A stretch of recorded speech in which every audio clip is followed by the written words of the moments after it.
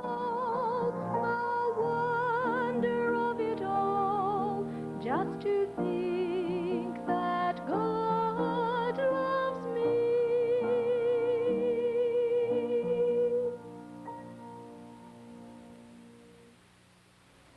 Thank you, Lena. And just a reminder that Follow the Sun does come your way each week as an extension ministry of the Church of the Nazarene, right here in Dartmouth, located at the corner of Henry and Hester Streets, where we would be honored to have you share any of our services. But I just am grateful for those of our fellowship of believers across the metro area who help us out in so many ways. And I was just thinking, Lena Mead is the pastor's wife over at Sheffield Baptist Church in Halifax, and she has shared with us, and we appreciate that. And so we invite you to be a part of any of the good Bible-believing churches in our area. But if you're not committed to another, drop by and visit with us at the Church of the Nazarene. As we leave you today, our ponder point says this: in the eyes of others, you'll never look big if you stoop to be little. Have a good week, and may God bless you as together we follow the sun. Bye-bye.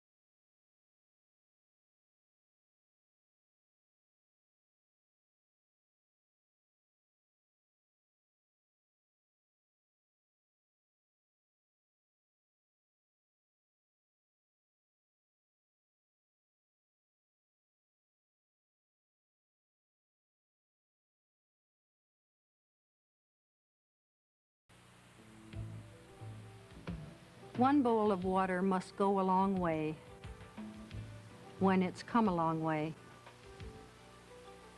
I'm June Callwood for USC Canada.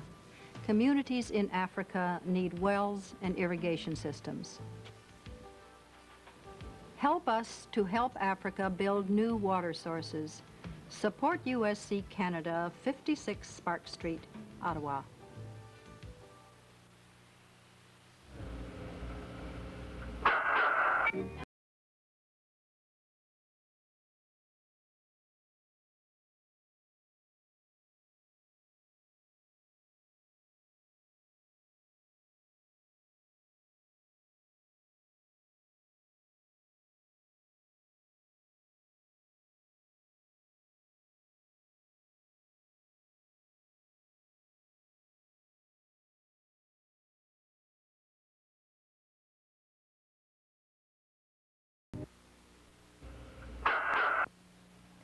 Good afternoon and welcome to the Adopt a Dog Show.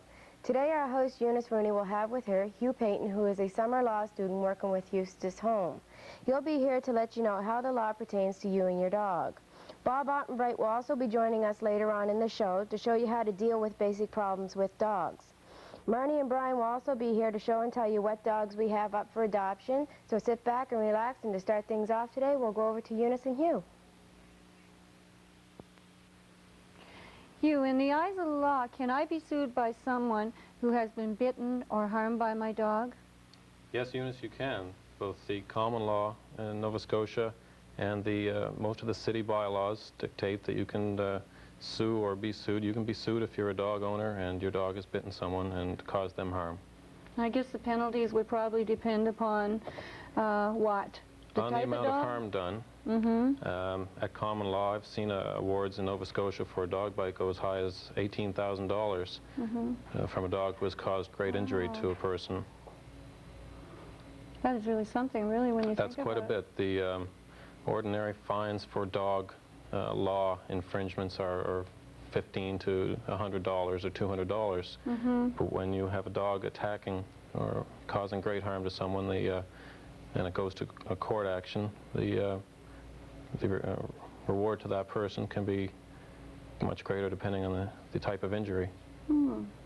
Okay, what does the one free bite rule mean?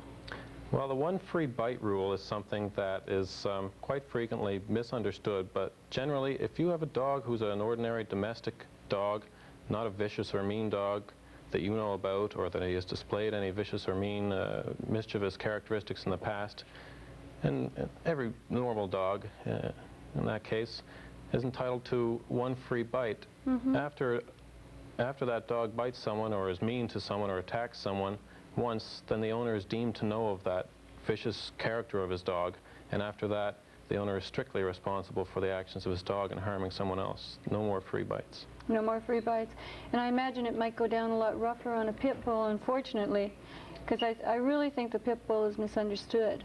Yes, well, that's true. The courts even the city or Halifax County recently has amended its bylaws to recognize that a pit bull or dogs which have pit bull breeding in them or part pit bull or a number of those associated breeds are more vicious and dangerous than a normal dog.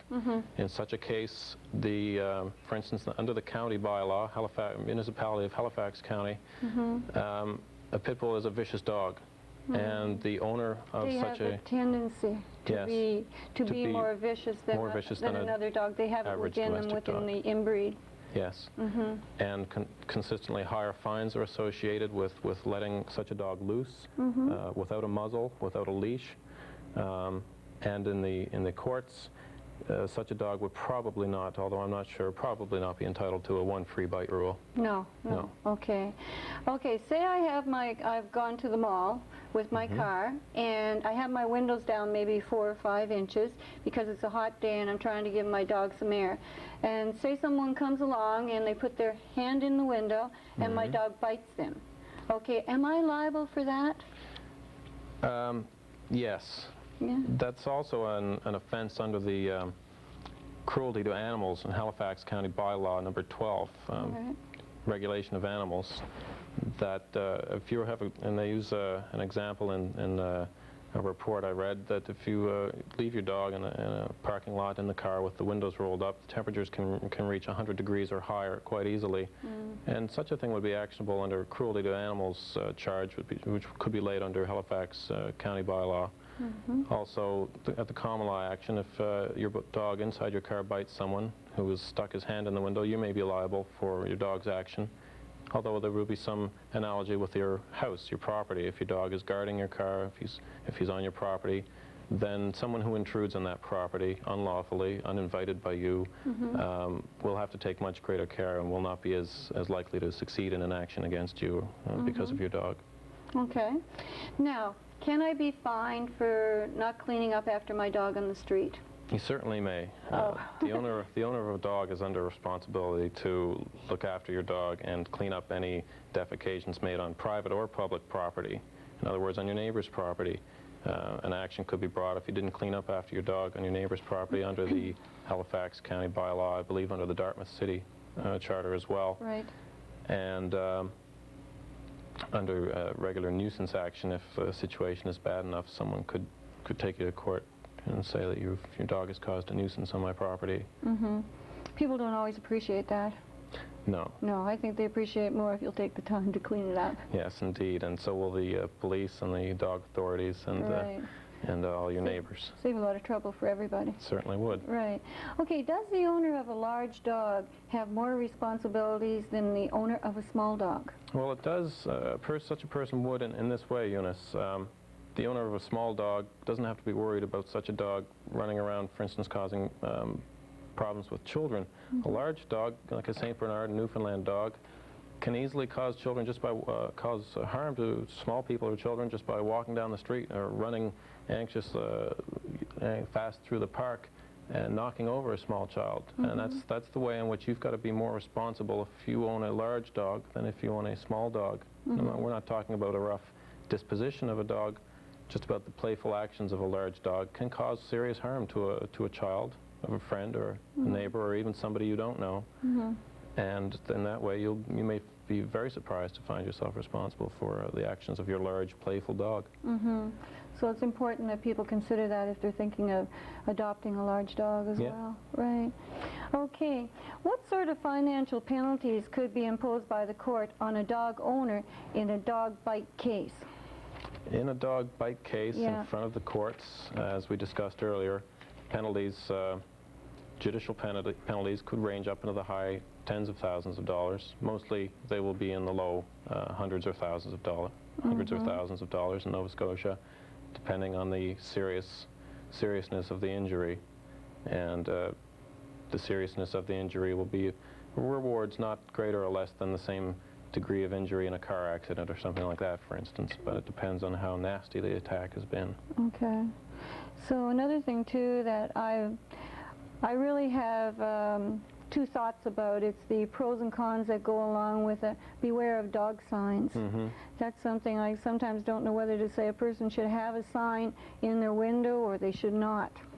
Well, Eunice, I would counsel from my research that a person would be interested to put up a beware of dog sign for this reason, that the court sees that as a measure of due diligence taken by that owner of a dog to be responsible for that dog and to warn other people, not even if it has a vicious disposition, but just to warn people coming onto his or her property that he has a dog and that they should be on their guard as much as they want to be, that there is a dog on the premises that they are entering.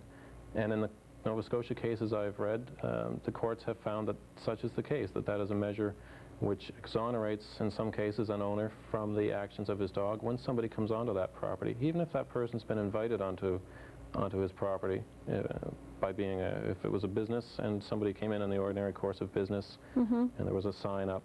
There was one case in Nova Scotia where the person who was bitten by the dog, which wasn't a guard dog, but just a dog that was there owned by the owner of the premises, no action was found to lie because there was a warning sign up.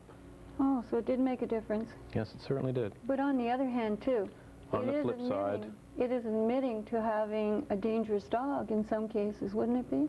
It might be. I've never found that in the cases I've read, but you're right. It's a possibility that might be considered by a court in saying, well, you by putting that sign up may have shown that you knew that your dog was a vicious or dangerous type of dog, and therefore you should have been more responsible for that dog. Okay, interesting.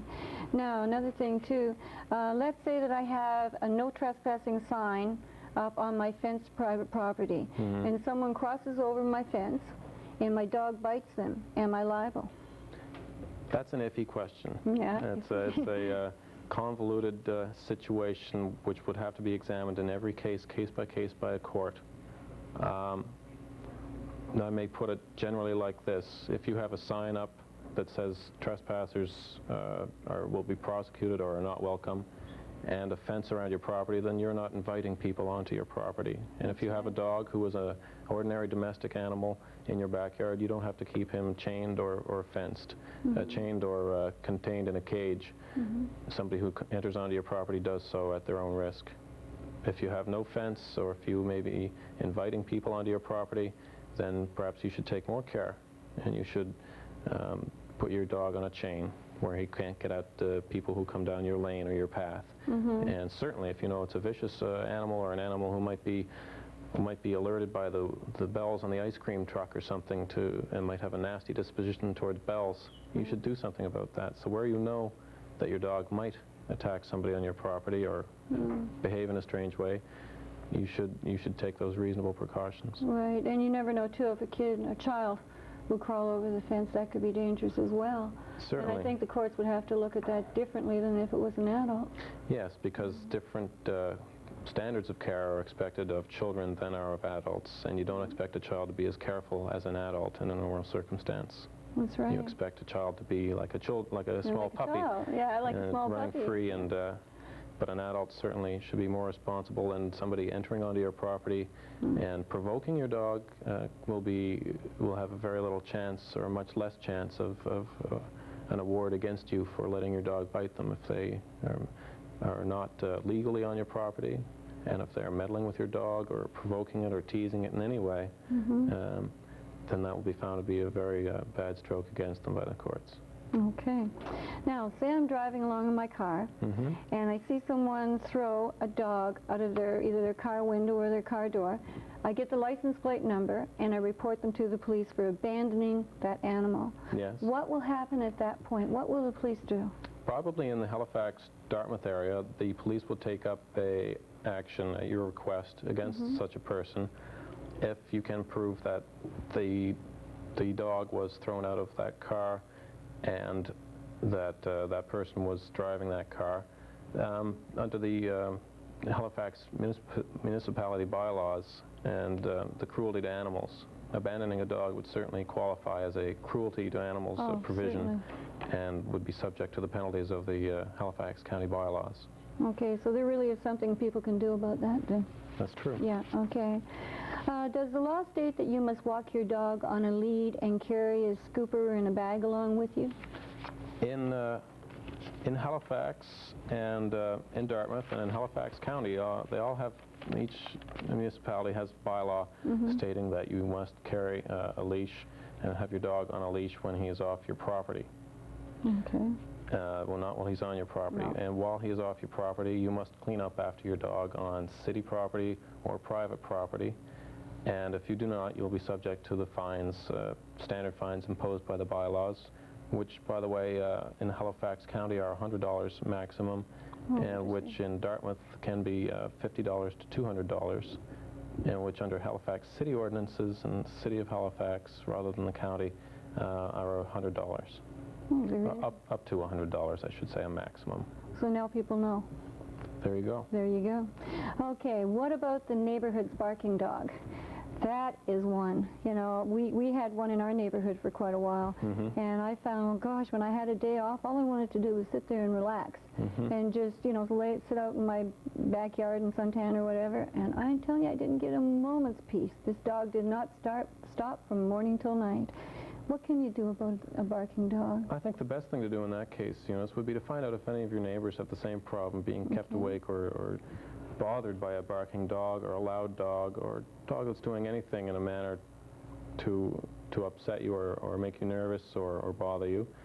And if you find that it's a general nuisance, even if it's just yourself, you can report that to the police, and under the municipality or city bylaws again, that is an offense, punishable by the standard fine.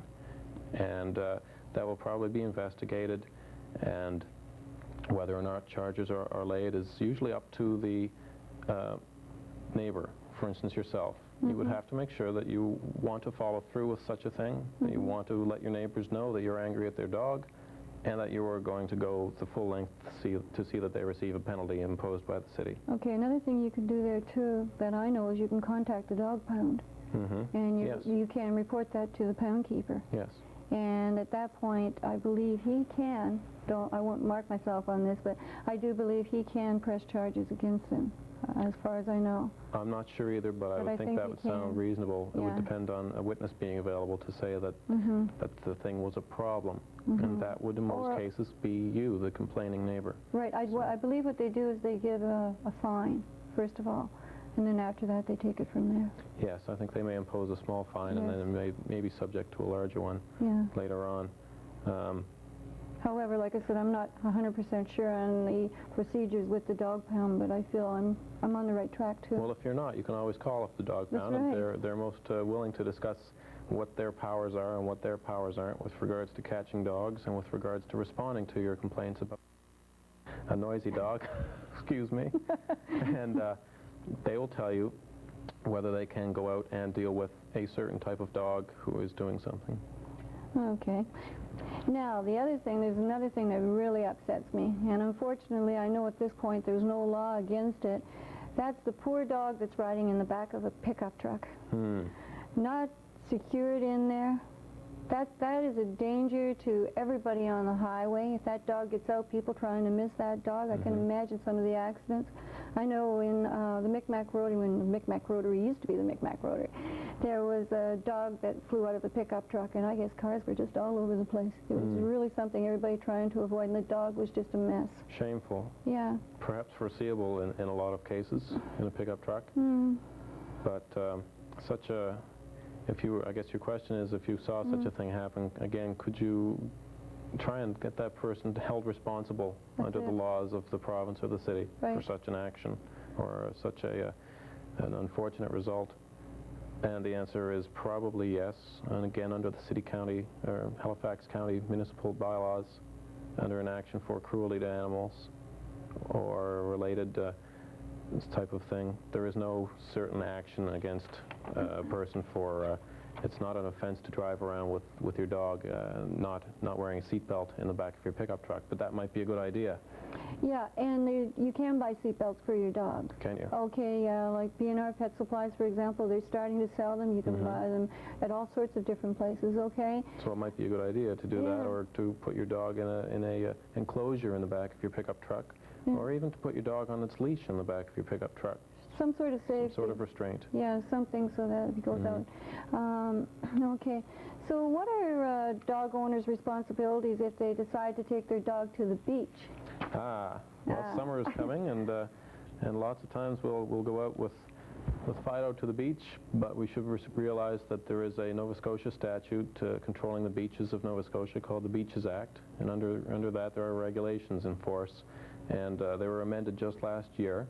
And regarding dogs, it is the law in Nova Scotia that a fine of $50 to $2,000 can be given to anyone who owns or is in control of a dog. Not just the owner, but maybe you take your friend's dog out for a walk. You can be held responsible under this act as well. We'll be liable for such a fine for a dog running at large on a beach, which has a sign posted by the government saying dogs must be kept on a leash. In such a case, you should have a leash no more than 6 feet long, the regulations state. And if you have a 7-foot leash, theoretically you'll be committing an offense, but so that won't be too serious. But there is, I guess, a desire to keep the dogs on a short leash on a beach, which has a sign saying dogs must be on a leash. A fine could also be given to anyone owning or in control of a dog on any beach in Nova Scotia who doesn't clean up a mess left by a dog on a beach. And the same level of fine, a wide range of fines in this case available to the authorities, $50 to $2,000. Wow. So take care when you're out at the beach and your dog does his business on the beach, clean it up, and that's on any beach in Nova Scotia, and look after it and keep your dog on a leash when it says to keep it on a leash. Otherwise, out in the wilderness beaches with not too many people around, there won't be a sign, and your dog can run free. And there's a lot of laws involved with the parks too. Parks for instance, as well. For instance, the public gardens in Halifax. It's part of the Halifax city bylaws, ordinances, that there will be no dogs in the public gardens. So don't think you can take your dog in there. If you do, you can be subject to a fine again. Okay, and if you see a sign telling you to keep your dog out, you should obey it. It's there for a reason. That's true. Reasonable care is the basic starting point for dog care, I think, in the common law, in front of the courts, and in the statutes that the government sets out. Take common precautions depending on how you consider the behavior of your dog, and look after your dog. If you put him on a chain that's going to keep him. If you put a large Newfoundland dog or St. Bernard or German Shepherd on a small chain that's going to break, that's the same as not having a chain at all. You might as well go with nothing. Yes, you might as well go and do the proper thing for your dog. And it's for your dog's sake as well as your own financially, because the consequences for the dog in a case of an animal bite can be serious to both. Very serious. Certainly. Okay, say my dog runs out on the highway and an accident occurs. Could I be held responsible? Yes, you can. It is not an offense in Nova Scotia generally under the Motor Vehicles Act for your dog to be, or cat, for instance, to be running on the highway without a leash. That I have found, and I have done some research in that area. But in the city, it is an offense in a park, or it has been found to be a judiciable issue in front of judge at common law that using the Halifax or Halifax municipality bylaws, that a dog running wild in a park was hit by a car legally passing on a drive through that park, and the person driving the car received great injury to his arm, and an award, I believe, of greater than $1,000 was given to that person who suffered great damage, and I believe that the same would apply on a city street. So if your dog is running out in traffic and causes an accident, you may be held responsible for any injuries arising out of that accident. So another reason why the city has a bylaw saying that off your property a dog must be on a leash. Okay. Now, do pet owners have a legal responsibility to care properly for their dog, to feed it and to care for it? Well, they certainly do. Eunice, I guess you'll remember the case in the past year in Sydney, or Sydney area, where a lot of dogs were discovered in a house, abandoned, unfed, walking around in their own mess, obviously not cared for in the past couple of months or so. Well, that is an offense, not to give proper care to your animal, under the city Halifax County bylaw number 12, cruelty to animals. That would be an offense created by the person not looking after his animal, his dog, in such a way that it would be cruel. Who would you contact? Is it the SPCA you contact here, or is it the police? You could contact either the SPCA, and that would be a good place to start, or the police, or the dog pound. They would either help you with information or tell you what to do. Okay. Or you could call the council, the city offices, or the Halifax municipality of Halifax County offices, or Dartmouth city offices, and perhaps ask for the city solicitor there, and they would be able to tell you perhaps what to do. Okay. Now, what are some of the other laws in Nova Scotia regarding dogs and their owners? Well, I think it would be best maybe to review the number I've talked about so far, because there are a surprising number. Almost every town or city in Nova Scotia has a bylaw regarding dogs, and has had for a number of years. Most of them are decades old, and they are amended over the years. For instance, Halifax County's last year to include pit bull terriers and such like dogs. So city ordinances, municipality of Halifax County bylaws. We have the Beaches Act of Nova Scotia. We have the Motor Vehicles Act, which will or may dictate either by the statute or under its regulations, which are published separately by the government, offenses under those laws. We have the common law rule of negligence, where you're negligent in the care of your dog, such that your dog escapes from your care or control and bites somebody, and you are responsible under that rule of law. You're responsible under the negligence rule of law again where your dog escapes and causes an accident on a city road or park. So you're responsible in a number of ways under myriad laws, and also about licensing your dog, of course, under the bylaws. Even, I don't know if everybody knows, but as soon as you get a dog, you have to pay the license to the city. And it's due again January 1st the next year, and every year thereafter while you own a dog to re-register. Well, there are, the city tries to do its best in that way too, as far as I'm concerned, because if you have a female dog that's been spayed or a male dog that's been neutered, well then they cut the cost of what you have to pay down. Sure, again, the city recognizes an owner who cares responsibly for his or her dog or cat, and if you have your dog neutered or your cat spayed, your fees will be less to register your dog with the city. And if you don't register your dog or cat with the city, or your dog especially, in this case, it's an offense. Right. You can be fined. Plus, if your dog wanders off and it has those dog tags on. Yes. There you almost always get it back. Yeah, you almost always get it back. Yes. Exactly. And one other thing I should point out, Eunice, is that if you are fined or charged under an offense in the city or either of the Twin Cities, and you are charged and fined, and you don't pay your fine, you're subject then to a penalty in jail for 10 to 30 days in some cases. Wow. So that's something to think about if you don't pay your fines in registering your dog.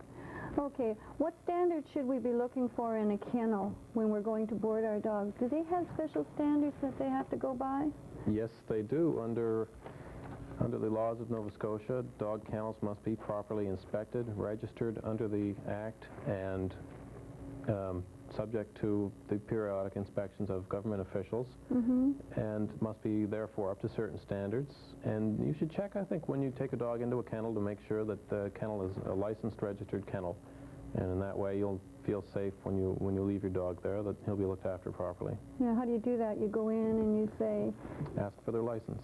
ask for their license and walk around, look, see. Certainly, it should be displayed in a prominent place anyway if they're a respectable establishment and proud of their standards of care. Right, and I think people, when they go in, too, they should take the time to walk around and take a good look at the kennel, see where they're going to be exercising the dogs. You know, people pay a lot of money for that. So, okay, Hugh, I want to thank you very much for coming on our show, and I really appreciate what you've done to try and help educate people in regards to being a better pet owner. Okay? It's been my pleasure, Eunice. Okay. My guest today has been Hugh Payton. He's a summer student with the Eustace and Holmes Law Firm. And as I said again, I'd just like to thank you for coming. We're pleased to be here. Okay. Next coming up on our show will be Marnie Gent and Brian O'Keefe, and they will be offering the dogs to you for adoption, so please keep a paper and pen handy in case you see a dog that you're interested in adopting. And please remember the name of the dog when you call in, so please enjoy the rest of the show. Thank you for watching. Today our first dog on the show is Blue. We've had Blue on the show before. We've given him 4 homes, and he had 4 homes before that. Blue seems to be one of our poor misunderstood teenagers that we get every once in a while. He's a big, strong, tall guy. We've got Bob here today, and after I finish giving you a little rundown on Blue, Bob's going to go over some of the problem points that Blue has, okay? He's not an aggressive dog. He's a really loving dog. He's very intelligent, but he's an energetic guy, and he can't stand being left alone. He's had a lot of homes.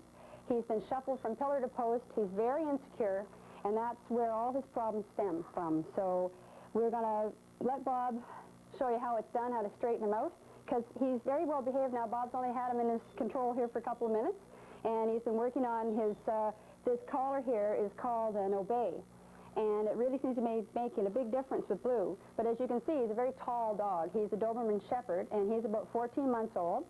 He's been neutered, and all his shots are up to date. He's very intelligent, and he learns quickly, but he can also be extremely stubborn.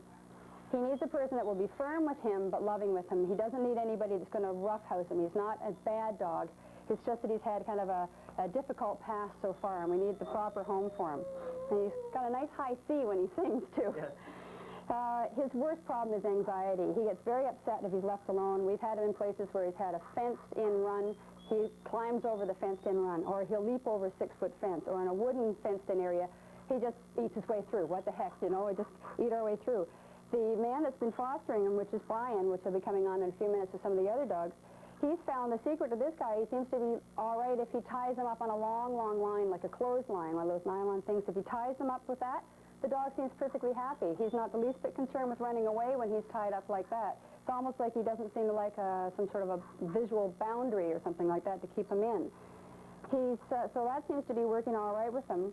He pulls on the leash a bit here, so somewhere down the line after he's had a lot of training, he'll be all right if you do a lot of training with him, that you'll be able to let him off the leash, but that's a long way down the line. Right now he takes off and he likes to chase cars and things like that. So I'm going to wrap up here and let Bob talk about him. So this is Blue, 14 months old, male. He's neutered. He's had all his shots. He's been dewormed. He's a lovely fellow. But as you can see, he's a long drink of water is what I said about him before. He's a long-legged individual. And you can see in that face, this is a very insecure dog, and he needs a loving, firm hand and the right kind of household. We won't want to see him going to a place where there has to be somebody home with him all day, whether it's a pair that one couple or one of the couples works and the other one's home, or they have different working hours.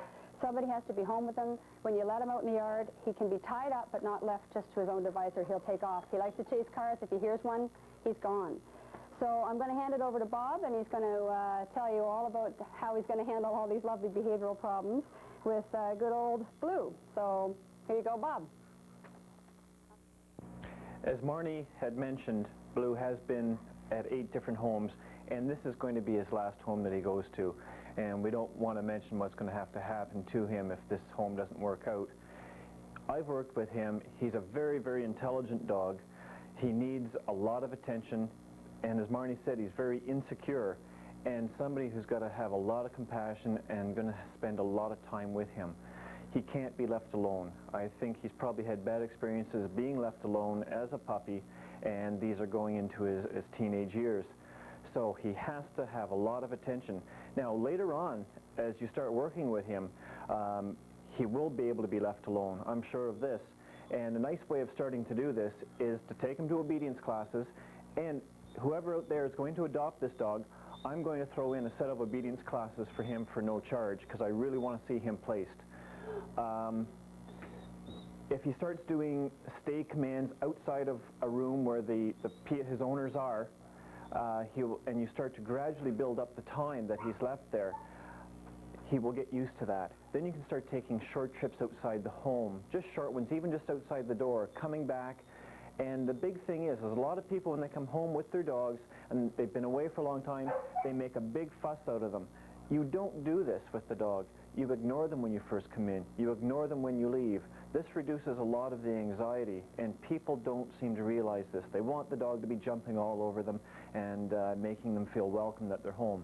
This is a bad thing to do emotionally for a dog.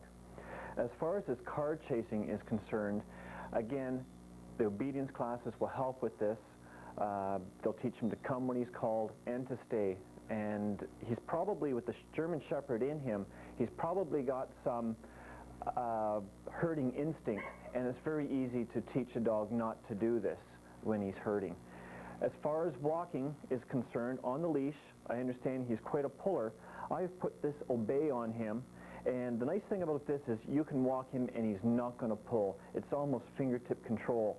The nice thing about these too is you start off with the head halter this way, and to get him used to walking on a plain collar, you can then snap it on to the back part and just exerts a light pressure on the muzzle to help turn him. And after that, you can flip this right off, and this becomes even just a nice little walking lead for him, and it's a very gradual process. Okay? That's basically it then for him, and he's a really nice dog, and I'd really like to see somebody out there adopt him, because he is a really smart, intelligent dog. Show the side in the back. This is our second little dog today, and this is Tramp. When you see a dog that you're interested, if you'd phone up the number that's on the screen, and identify the dog by the name. And this is Tramp. And we seem to have a lot of, we always have a big, tall, boisterous male dog, and then we always seem to have one of these little delicate little sweethearts. And this little girl she had been abused somewhere back online somewhere. She's very insecure, but this is a whole different kind of insecurity. She's very delicate. She moves very slowly. She likes to cuddle and lick, and she's not licky, but she's just, you can see that she's made, she's made out of china, little Royal Dalton dog. She's been living outside. As you can see, she's shedding.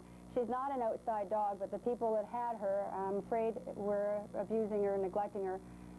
She was outside when she shouldn't have been. She had this phenomenally thick coat. She's not that kind of a dog.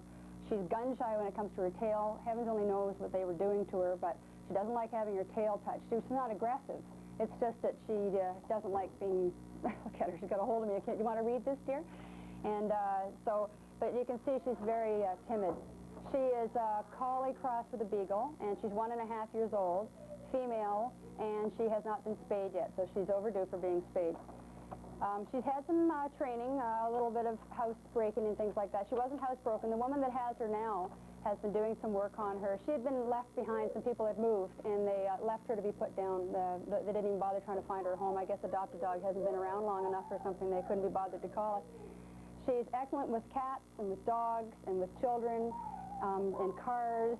And they didn't know how she was in crowds, but she's fine, except she just feels a little like, oh, what is all this? And I guess she's not very good when she's left alone.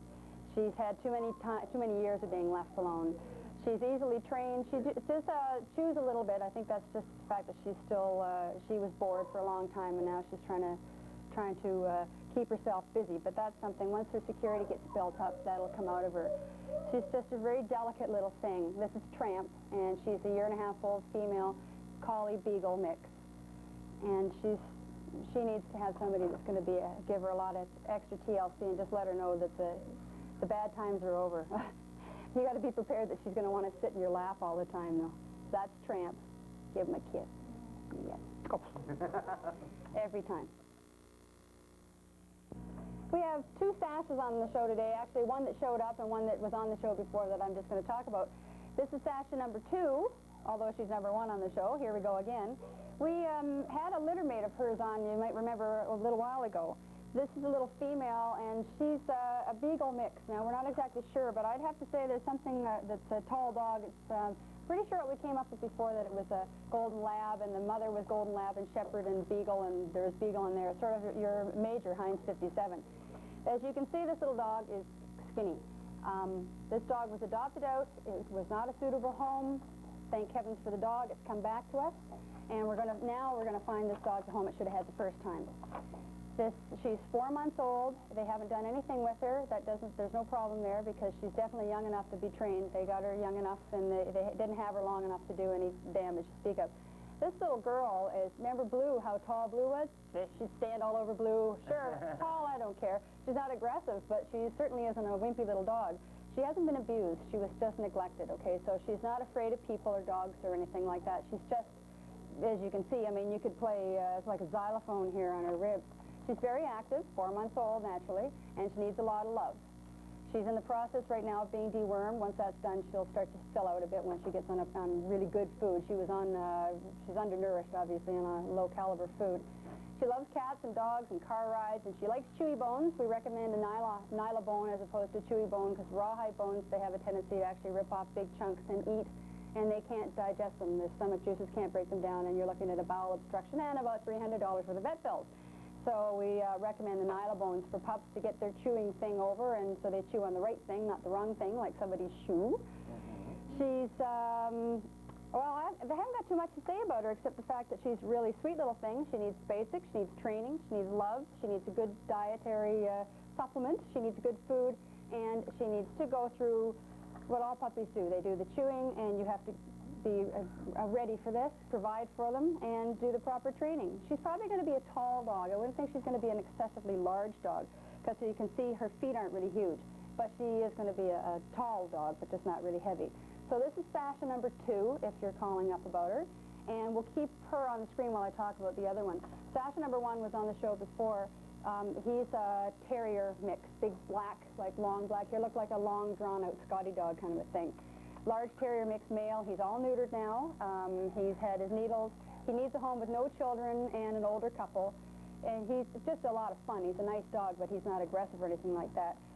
He needs a lot of time and attention. A couple that has a lot of time to offer. Brian fostered that little guy for quite a while. He's great with other dogs and everything, isn't he? Yeah, he's fine with people, no problem. He's not aggressive. He's just, I think all dogs just, we always say that this guy needs attention, this guy needs attention, but they all need attention. Or they're a companion animal, they're a pack animal. That's why we have them. That's why humans bond with them so well. But then we bond with them and then we say, okay, well, you're a pack animal, but today I'm not a pack animal, so you just go about and do your own thing. Dogs have to be kept, everything has to be consistent with them. They're an animal that's very important in keeping a pattern with them. If you do one thing one day, you do it for the whole time you've had them. So that's Sasha number 2, and Sasha number 1 is our large black terrier mix. Great with other dogs that needs a home with an older couple and no little kids, maybe an older children or something like that. It just doesn't need to be tormented. So, well, sorry, I guess I put Sasha number 2 to sleep with all this gabbing, so if you're interested, call the number on the screen.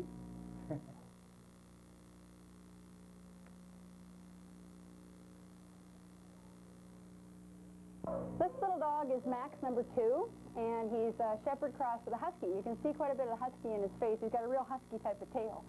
Actually, he kind of reminds me of a dingo. Oh, I'm going to roll around. Come here. Come on, quiet. Hey, you're nice, aren't you? Yes. You going to stick your ears up? He doesn't like all these people around on the camera and everybody staring at him because he's a real sweet dog. His dad just had to go hide around the corner. He's 2 years old, and he's male, and he's been neutered. Yes, hello. Let's see your belly. Let's see your belly. There you go. He's had obedience training. He's house trained. He had obedience training with our trainer. So heavens to Murgatroyd, put him through his paces here. He's inquisitive. He's with other dogs. He's great with kids. He's good in crowds. Except this is a nerve-wracking situation for everybody. Oh yes. He's fine in cars, and he's great when he's left alone. There's no problem at all. We've got good and bad habits. Let's see. He's easy to handle. He's been trained not to jump up or sleep on furniture. Ooh, tell me the secret. Mine has me trained not to sleep on the furniture, and that's it. He doesn't mooch food at the table. Oh, my heavens, yes. Definitely better than my dogs, that's for sure.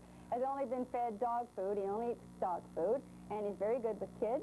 General health, he's had a medical Monday, June the 10th. Well, there you go, up-to-date kind of guy. And all his shots are up to date, including the rabies shot. Well, that's a good fella. He likes exercise. He loves chasing a ball or a stick or a frisbee. Want to go for a walk? Oh, yeah, know that word, yeah. Hey, Max, want to go for a walk? Yes. So this is Max. He's a very alert little fella, and you know what they say, the world needs more alerts, so we have an alert here. And this is Max number 2, 2-year-old, neutered, male shepherd husky, and he's a lovely guy. Of course, I have a thing for blondes. Anyway, sorry, Brian, what can I say? So there you go. This is Max number 2.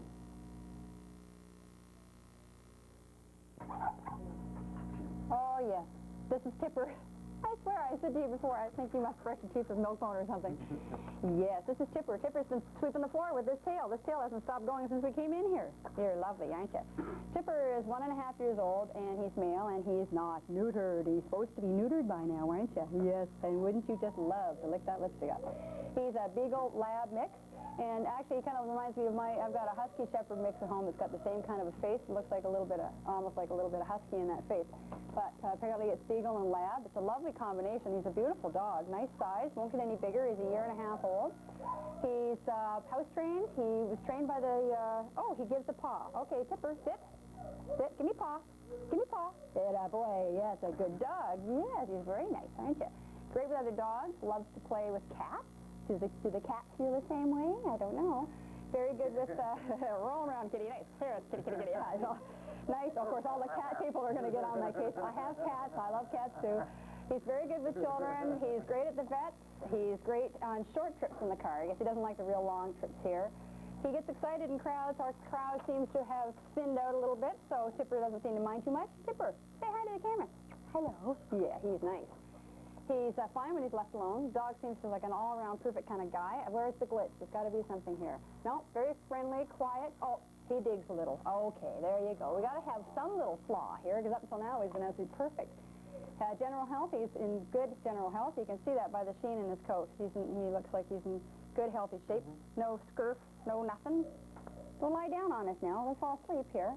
Let's see what's he got. He enjoys running, going for a nice long run. So this is Tipper, Beagle Lab mix, 1.5 years old, male. All he needs to be done is having himself neutered now, and he'll be a perfect package in the dog suit. He's nice. He just saw his dad over there.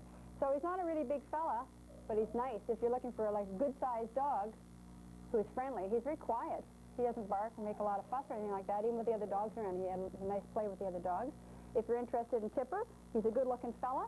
1.5 years old Beagle Lab mix. Smile for the camera. Come on. There. You sit. Sit. Give me a paw. That's a good boy. Yes, okay. You're going to climb in my lap, aren't you? Over here. Yeah. This is Rio. We thought we'd better stand up for Rio because he's a tall fella. Yes. We had Rio on the last show. He's Afghan, male, 6 years old, and he's not neutered. He's had all his shots. He's housebroken, and he pulls a bit on a leash. He's a big dog, and we've said this before, that Rio needs a home that he's going to have lots and lots of exercise and lots of loving care, and you got to be prepared to, oh, you're going to make us get down here, do you? All right, look, boy, are we well trained? We did that just so nice and smooth. He needs a home that you're going to have to be prepared to brush this dog, groom him very well every single day. You start getting this dog, if he starts getting mats, it's just going to be awful. It'll be horrible for the dog. It's a form of neglect. It's actually painful. And, I mean, why would you want a gorgeous dog like this and not take advantage? Do you like that? A gorgeous dog who stands up and not take advantage of that coat and show it for its true self. He's beautiful. You're going to have to be prepared to wash his little back feathers when you have this much hair. You know, this is what happens. He's not good with other dogs, okay? Rio doesn't like other dogs. He doesn't like cats. We want to see him go to a place with lots of room to exercise, somebody that's going to take him out and go for burns with them, go nice long runs, but don't have him around other dogs and around kids and around cats. He's a good-looking dog, a sweet dog, but he's not the most, don't you dare lick me, he's not the most sociable with dogs and cats and with kids. He's quiet in general, but he's pretty territorial. He's not all that playful. He's a big guy, you know, so he doesn't chew, he doesn't bark continuously. He, possible nipping, I guess, maybe when he gets playing or something like that, he might sort of try to herd you. These are, they were used for hunting stock. That's where their lineage came from, is they were hunting dogs. They're not just a beautiful dog. They're hunting animals. So this is an athletic working animal. So keep that in mind if you're interested. He's not destructive, but he takes time to adjust to a new location. His skin's a little dry, needs a little oil in his food and things like that. Long coat, lots of brushing. So this is Rio, number 2. He's an Afghan, purebred, 6 years old and a male, and he's not neutered. So if you're interested in he's going to go to sleep now. If you're interested in a beautiful purebred dog, this is Rio, number 2. Yes, hello. Say hello. He's a good boy. Oh, this is Sheba. We've had Sheba on the show before. Since then, she's had a little work done to her, haven't you? She's a year-old, lab shepherd cross. She's female, and since the last show, she's had herself spayed. She made an appointment, and she went in and got spayed. The man that's taking care of her said that she now is a lot better on a leash. She's been doing work on the leash. Her shots are all up to date. She'll now sit. Yes, but she just did for us. She's a real nice little dog. A little energetic. She's being extremely calm right now, but she's a year old, and she's kind of energetic. So don't go thinking that this is it. That's starting to come.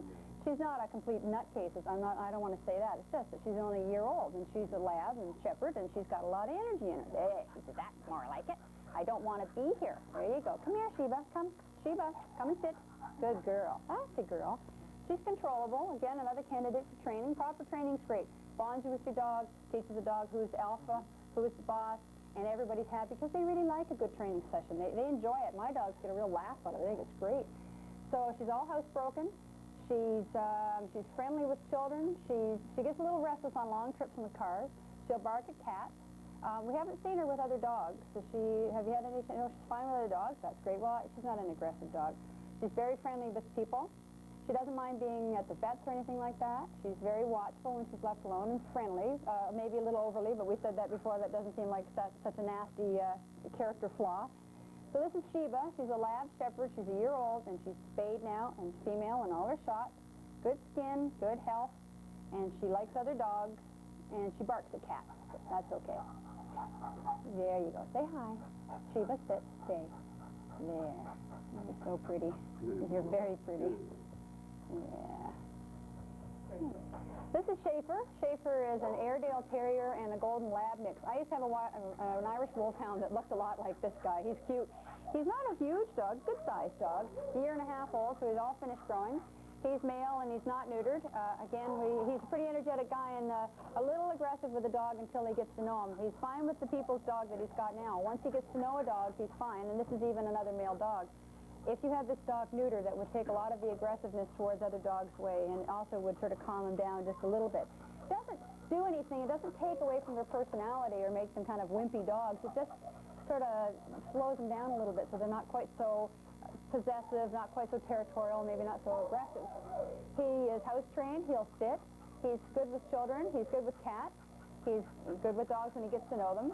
Oh, I see. He's good with cars, and he's very bad with cats. Okay, big mistake there. Good with cars, lousy with cats, and has to get to know a dog before he's good with the dog, so that's no problem. He's good at the vet, not used to crowds, and when he's alone, he's good if he's not tied. If he's in his pen, he's fine, but he doesn't like to be tied up. Apparently, he's a good tracker. If the other dog goes out in the woods, this dog can find him just like that, but I guess he has a tendency to take off when he's off his leash. He doesn't take off? He does take off when he's off his leash. Okay, so he needs training. Yeah, he'll come back for the man, but he does have a tendency to split. So he's great in the woods, though. He likes to track. He can get the whiff on anything. That'd be the Airedale Terrier and probably a bit of the Lab coming in there, too. Chases cats. He's very active. Barks at strangers. That's okay. Good guard dog. Loyal. Good in the woods. And he likes being outside. Likes to eat. There you go. But he doesn't like being tied up. But he's a good fella. So this is Schaefer. Nice-looking dog. Another one of our kind of a Benji kind of guys. Needs to be neutered and needs some training classes, some proper training classes, and somebody that's got some energy to spend with him, because he's another athletic kind of guy. Yeah, he's pretty. This is Schaefer, 1.5 years old. I have a new assistant. This is Rebecca. Rebecca's going to hold on to her dog. She's got Blue number 2, and Blue's a Wheaten Terrier, and he's 5 years old, and he's male. And Blue, you're not neutered, nasty boy, rotten. He's had lots of training. Oh, don't let him run away, Rebecca. That's it, girl. There you go. Oh, he is neutered? Oh, I beg your pardon. Checked it off in the wrong spot. He is neutered. That's a good boy. Yeah, he's a well-trained dog. 5 years old, male, and he's neutered. He's had training. He's house trained and everything. He's about average with other dogs. Is he good with other dogs? Does he like other dogs? Sort of, yeah, not so bad. He doesn't like cats. No. Oh, he barks at cats. Oh, dear, but the cat doesn't like rabbits. Well, I guess I have to keep you away from rabbits. There you go. But he's good with children. He's okay with you guys and all your friends, is he? There you go. He seems like a really nice dog. He's good at the vets, and he's good with crowds. And when he's left alone, he gets in a little mischief. Do you get in a little mischief? Do you? Do you turn on the cartoons? Does he do stuff like that? Yeah. He's a good fella, though. He's friendly, and he digs up the garden a bit. That's kind of handy at this time of year, if your dog dig up the garden before you put the plants in. My mom just planted them. Uh-oh. Now they're all twisted. Oh, dear, you went in the garden after she planted them. You're supposed to go in before they plant them. There you go. Hang on there. So this is Blue number 2, and he's a Wheaten Terrier, and he's 5 years old, and he's a lovely little dog. He's a good fella, and we got Rebecca helping us out here, and she's done a great job. And this is her dog. So if you're interested in Blue, but you can't have Rebecca, give us a call at the number that's on the screen. We have a few dogs that couldn't make it to the show. The first dog we have is Jelly Bean. She's a small Shepherd Beagle mix, a female, and she's not spayed. The reason she couldn't make it to the show is she's just had 9 puppies, and that's obviously why she's not spayed just now, but she will be. The pups are 4 weeks old, and they'll be ready to go to new homes in 3 or 4 weeks. The pups, there's 2 beige pups that they call Rock and Roll, 2 black and white pups that they call Beulah and Buford, because I guess they look like Holstein cows, and 5 black pups that they call the Jackson 5. These, all the dogs and all the pups and the mother dog are down at Ainsley Clinic down in Quinpool. If you're interested, you can go down there and take a look at them. I can't tell you much about the mother, except that she's small. She's a Shepherd Beagle mix again, and that's her color is black and tan. She'll be ready for adoption in about 2 more weeks. The pups will be weaned then, and then they can go. So 2 to 4 weeks, somewhere around there, the whole litter can go. 2 of the pups have been claimed already. You can get more information from the vets down there. So it's the Ainsley Clinic down in Quinpool, and that's Jelly Bean and her 9 puppies, if you're interested in those. On behalf of the organization, we would like to thank Hugh Payton for joining us today. We would also like to thank Eunice, Marnie, Brian, and Bob for all doing such a great job. And we would also like to thank Dartmouth Cable, our Dogs Right volunteers, B&R Pet Supplies, and Technical Dog Food for donating dog food to our foster homes. We would like to thank Sobeys and Superstore for their constant support. And we'd like to thank you for watching today, and we hope you enjoyed the show, and we'll see you next time on Adopt a Dog.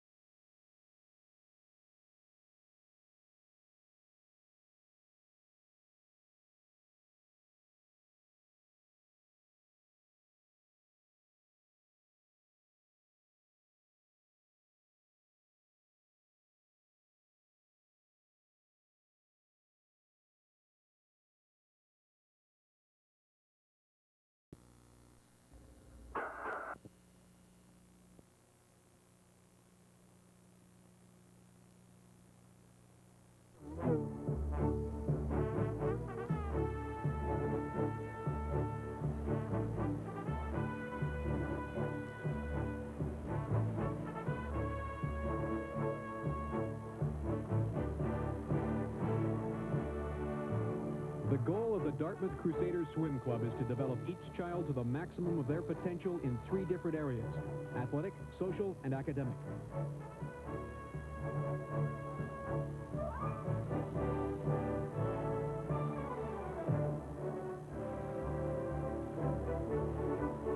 Swimming as a competitive sport is enjoying a period of growth in Canada. Some of this growth can be attributed to recent successes by Canadian swimmers on the international scene.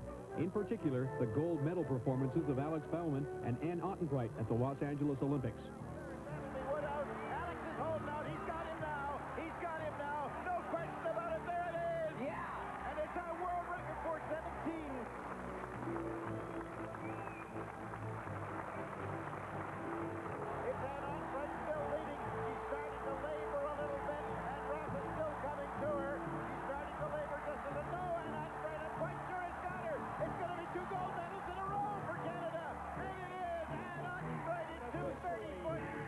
Singh putting the medal around Ann Ottenbright's head, a very proud moment. Swimming rewards last a lifetime. Gold medals, good friends, good times.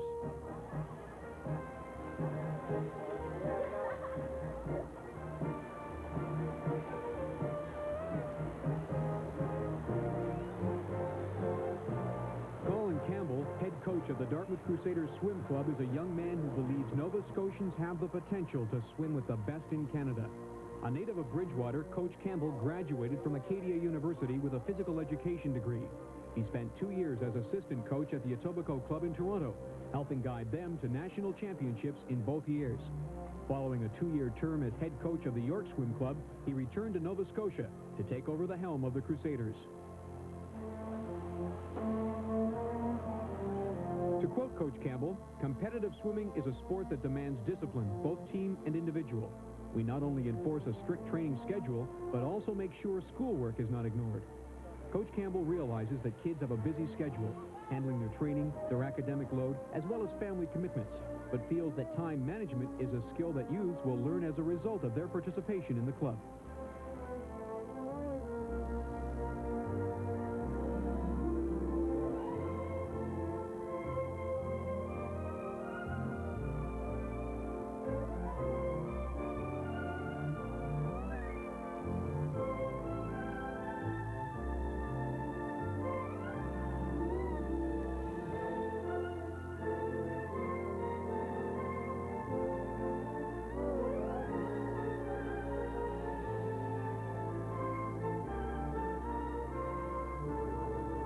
Coach Campbell is assisted in his program by 6 part-time coaches who implement training schedules, plan strategy, and monitor the performance of the swimmers.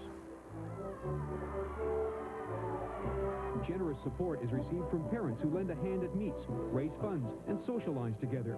These activities and more make the Crusaders a family-oriented club.